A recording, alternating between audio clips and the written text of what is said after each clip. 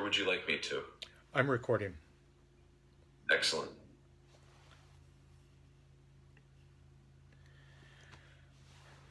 Good morning.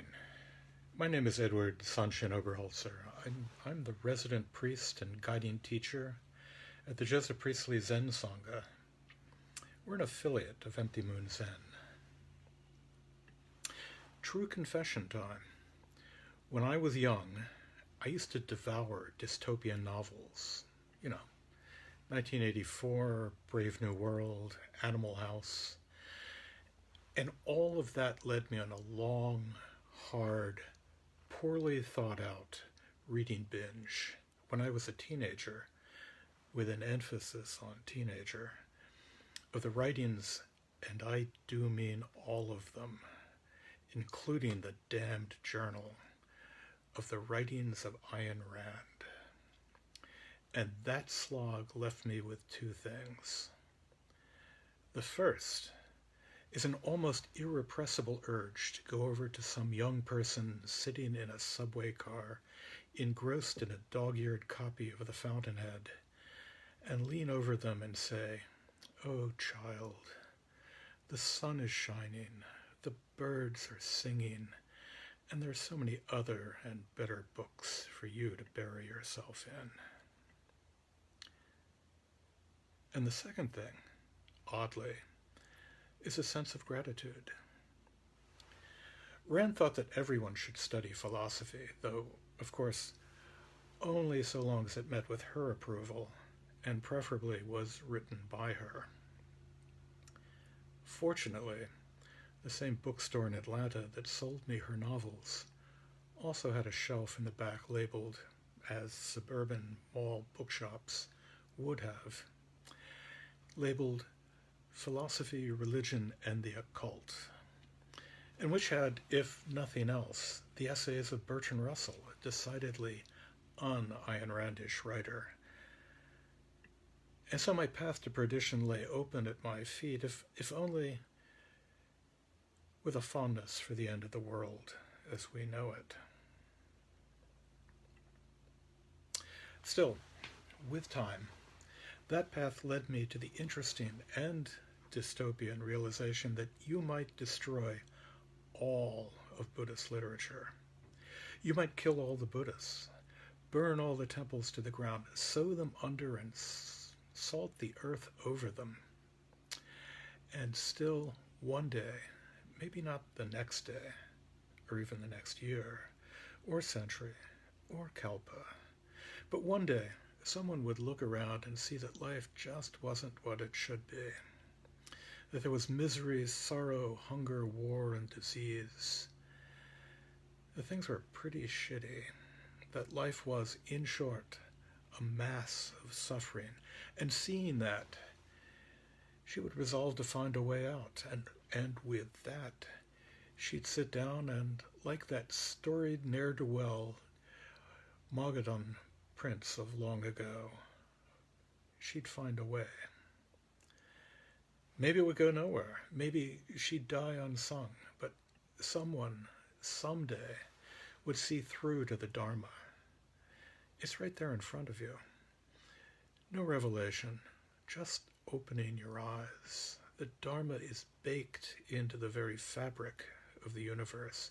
It's there to be found. No need to wait for the word of God. Go ahead, kill all the Buddhists, raze the temples to the ground, burn all the books. The Dharma is there in the very air that we breathe, the rain that falls from the sky. It's sung by the birds on the trees, chattered by the squirrels scampering about in the leaves under those trees. Shunryo Suzuki was once asked mischievously if he could summarize all of Buddhism in one sentence. "Everything changes," he replied. Not just one sentence, 2 words. And when that change is a part of your very being, you live in that Dharma, here in the world around us. The second law of thermodynamics is also just another way to summarize the whole of the Dharma in 2 words. entropy increases. All that is composite comes apart. However painful it is for us, the universe just moves on. So with a snap of my fingers, Siddhartha Gautama's Dharma is out the window.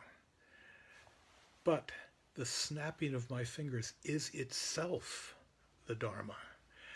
And Linji, as we see below, might, as he no doubt did, rest easy as we come to case 13 in the Blue Cliff record, Linji's blind donkey. When Linji was about to die, he entrusted Sanshin with his Dharma line, saying, "After my death, do not destroy the essence of my true Dharma." Sanshin asked, "Who would dare destroy the essence of your true Dharma?"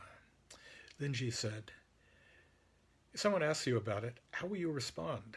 Linji instantly shouted, "Guts!" And Linji came back. Who would have thought that the essence of my true Dharma would be destroyed by this blind donkey? Each of us is unique. Linji, Sanshin, you, me. In the world of form, we each stand apart, each separate. Our histories, our educations, our likes and dislikes, our preferences and aversions, each one of a kind. And the Dharma manifests in each of us as Mao Zedong's 100 flowers flourishing. My response to a karma, koan. Your response to a koan. How you hear that koan, how I speak it. Here in this world of do, this world of particularity, these are all different. When I speak of the Dharma and when you hear those words, we may think that we're talking of two different Dharmas, two different worlds, and yet the Dharma that lies behind it all, the Dharma that speaks through the sound waves, the electrical impulses, the Dharma of rocks and mud, of sticks and ants. This is the same Dharma that speaks of, that sings of, form and emptiness, of awakening, of the vast interconnected web of being. However broken the phrases, the truth that Dharma shines through, if imperfectly in the words, then radiantly in that the words themselves are spoken. That speaking, the act of speaking, is the Dharma. In 1838, Ralph Waldo Emerson, our involuntary and perhaps unaware Dharma cousin, addressed the Harvard Divinity School with the words, "There is a poetic truth concealed in all the commonplaces of prayer and of sermons, and though foolishly spoken, they may be wisely heard. For each is some select expression that broke out in a moment of piety from some stricken or jubilant soul, and its excellency made it remembered." How many Dharma talks have we all heard? And how often that one hook that we carry away? I remember hearing stories, hearing the Dharma, and in that one quiet moment, knowing that it sat in front of me like a jewel, like that oyster opening its shell and exposing its heart and liver in all their glistening intimacy. I remember walking away and not remembering a thing except that feeling, that knowing that I had glimpsed the Dharma in that one moment. The true nature, my own true nature, a gift of that storytelling, a gift of those words, however inadequate those words might be, just there.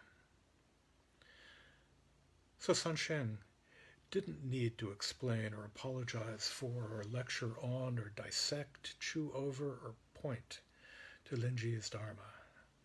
It's just there. There in that shout, there in our hearing, however foolishly shouted, however wisely heard, We are all blind donkeys. We are all Linji.